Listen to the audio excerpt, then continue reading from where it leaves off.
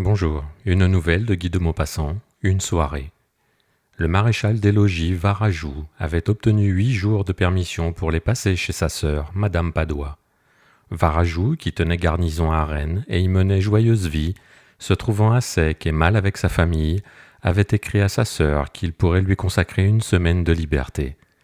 Ce n'est point qu'il aimât beaucoup Madame Padoie, une petite femme moralisante, dévote et toujours irritée.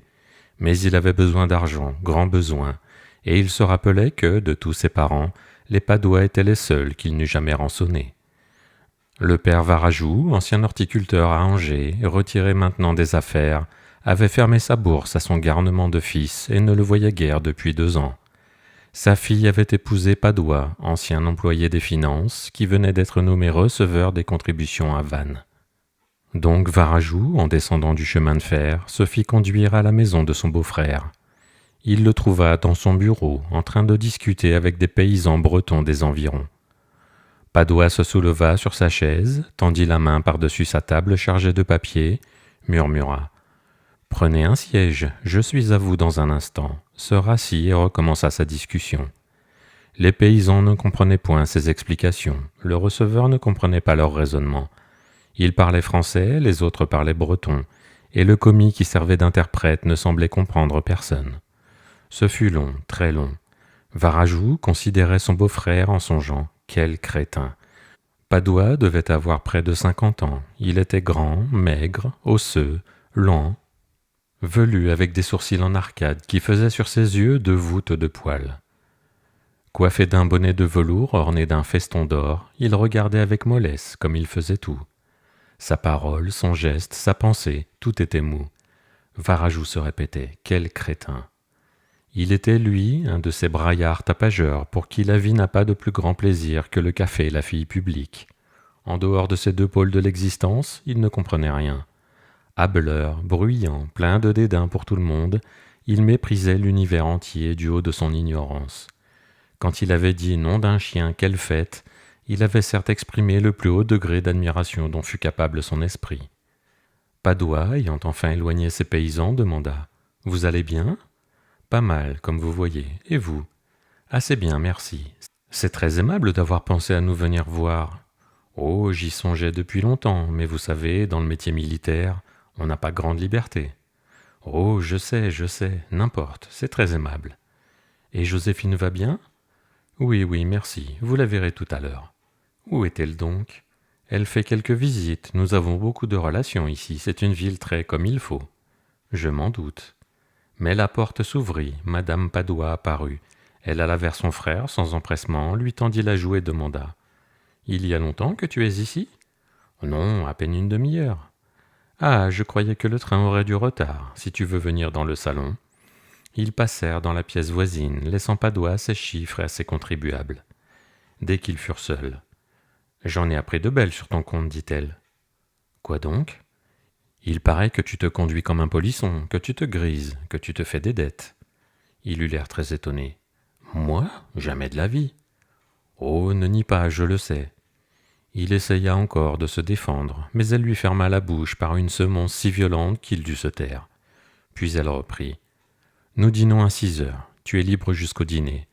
Je ne puis te tenir compagnie parce que j'ai pas mal de choses à faire. » Resté seul, il hésita entre dormir ou se promener. Il regardait tour à tour la porte conduisant à sa chambre et celle conduisant à la rue. Il se décida pour la rue. Donc il sortit et se mit à rôder, d'un pas lent, le sabre sur les mollets, par la triste ville bretonne, si endormie, si calme, si morte au bord de sa mer intérieure, qu'on appelle le Morbihan. Il regardait les petites maisons grises, les rares passants, les boutiques vides et il murmurait. Pas gai, pas folichon, Vannes. Triste idée de venir ici. Il gagna le port, si morne, revint par un boulevard solitaire et désolé, et rentra avant 5 heures. Alors il se jeta sur son lit pour sommeiller jusqu'au dîner. La bonne le réveilla en frappant à sa porte. « C'est servi, monsieur. » Il descendit, dans la salle humide dont le papier se décollait près du sol, une soupière attendait sur une table ronde sans nappe, qui portait aussi 3 assiettes mélancoliques.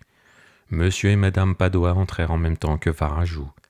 On s'assit, puis la femme et le mari dessinèrent un petit signe de croix sur le creux de leur estomac, Après quoi Padoa servit la soupe, de la soupe grasse. C'était jour de pot-au-feu. Après la soupe vint le bœuf, du bœuf trop cuit, fondu, qui tombait en bouillie. Le sous-officier le mâchait avec lenteur, avec dégoût, avec fatigue, avec rage. Madame Padoa disait à son mari, « Tu vas ce soir chez monsieur le Premier Président ?»« Oui, ma chère. »« Ne reste pas tard, tu te fatigues toutes les fois que tu sors. Tu n'es pas fait pour le monde avec ta mauvaise santé. » Alors elle parla de la société de Vannes, de l'excellente société où les Padoa étaient reçus avec considération, grâce à leurs sentiments religieux. Puis on servit des pommes de terre en purée, avec un plat de charcuterie, en l'honneur du nouveau venu. Puis du fromage, c'était fini, pas de café. Quand Varajou comprit qu'il devrait passer la soirée en tête-à-tête avec sa sœur, subir ses reproches, écouter ses sermons, sans avoir même un petit verre à laisser couler dans sa gorge pour faire glisser les remontrances, il sentit bien qu'il ne pourrait pas supporter ce supplice, et il déclara qu'il devait aller à la gendarmerie pour faire régulariser quelque chose sur sa permission. Il se sauva dès 7 heures. À peine dans la rue, il commença par se secouer comme un chien qui sort de l'eau.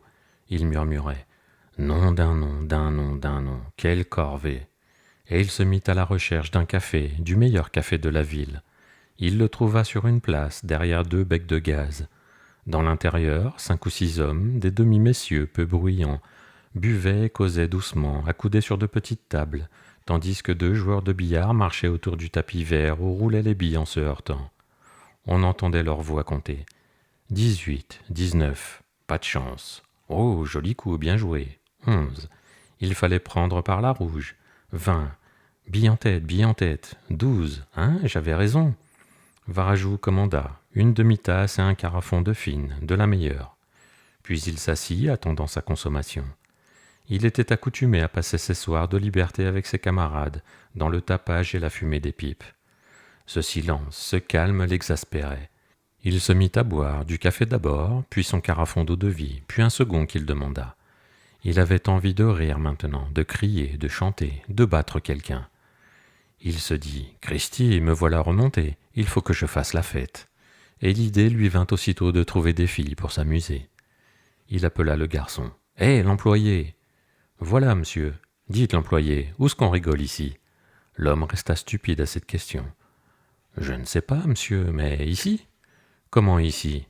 Qu'est-ce que tu appelles rigoler alors, toi ?»« Mais je ne sais pas, monsieur, boire de la bonne bière ou du bon vin. »« Va donc, moule, et les demoiselles, qu'est-ce que t'en fais ?»« Les demoiselles ? Ah ! Oui, les demoiselles, où est-ce qu'on en trouve ici ? » ?»« Des demoiselles ? Mais oui, des demoiselles. » Le garçon se rapprocha, baissa la voix. « Vous demandez où qu'est la maison ? Mais oui, parbleu. Vous prenez la 2e rue à gauche et puis la première à droite. C'est au 15. Merci, ma vieille, v'là pour toi. Merci, monsieur. » Et Varajou sortit en répétant 2e à gauche, première à droite, 15. Mais au bout de quelques secondes, il pensa 2e à gauche, oui. Mais en sortant du café, fallait-il prendre à droite ou à gauche ? Bah, tant pis, nous verrons bien.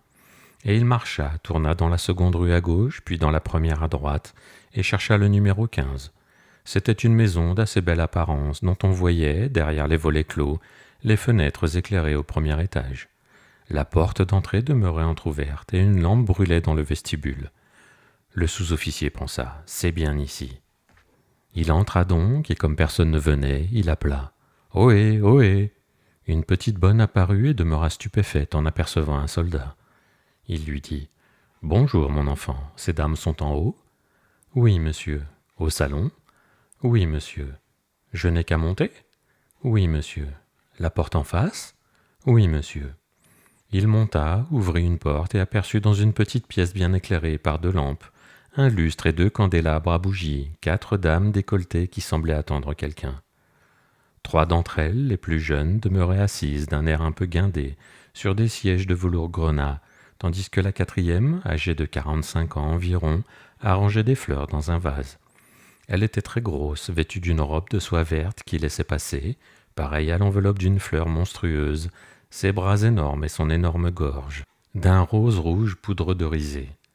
Le sous-officier salua. « Bonjour, mesdames. » La vieille se retourna, parut surprise, mais s'inclina. « Bonjour, monsieur. » Il s'assit. Mais voyant qu'on ne semblait pas l'accueillir avec empressement, il songea que les officiers seuls étaient sans doute admis dans ce lieu, et cette pensée le troubla. Puis il se dit « Bah, s'il en vient un, nous verrons bien. » Et il demanda « Alors, ça va bien ?» La dame, la grosse, la maîtresse du logis sans doute, répondit « Très bien, merci. » Puis il ne trouva plus rien, et tout le monde se tut. Cependant, il eut honte à la fin de sa timidité, et riant d'un rire gêné. « Eh bien, on ne rigole donc pas, je paye une bouteille de vin. » Et il n'avait point fini sa phrase que la porte s'ouvrit de nouveau, et Padoie, en habit noir, apparut. Alors Varajou poussa un hurlement d'allégresse, et se dressant, il sauta sur son beau-frère, le saisit dans ses bras, et le fit danser tout autour du salon en hurlant « V'là Padoie, v'là Padoie, v'là Padoie !» Puis, lâchant le percepteur éperdu de surprise, il lui cria dans la figure « Ah ah ah, farceur, tu fais donc la fête, toi. Ah, farceur, et ma sœur, tu la lâches, dis ?» En songeant à tous les bénéfices de cette situation inespérée, à l'emprunt forcé, au chantage inévitable, il se jeta tout au long sur le canapé et se mit à rire si fort que tout le meuble en craquait. Les trois jeunes dames, se levant d'un seul mouvement, se sauvèrent, tandis que la vieille reculait vers la porte, paraissait prête à défaillir. Et deux messieurs apparurent, décorés, tous deux en habit. Padoie se précipita vers eux. « Oh, monsieur le président, il est fou, il est fou. On nous l'avait envoyé en convalescence. Vous voyez bien qu'il est fou. » Varajou s'était rassis, ne comprenant plus, devinant tout à coup qu'il avait fait quelque monstrueuse sottise. Puis il se leva et se tournant vers son beau-frère. « Où donc sommes-nous ici ?» demanda-t-il. Mais Padoie, saisi soudain d'une colère folle, balbutia. « Où ? Où ? Où nous sommes ? Malheureux, misérable, infâme. Où nous sommes ? Chez monsieur le Premier Président. Chez monsieur le Président de Mortemin, de Mortemin. Ah, ah, canaille, canaille, canaille. »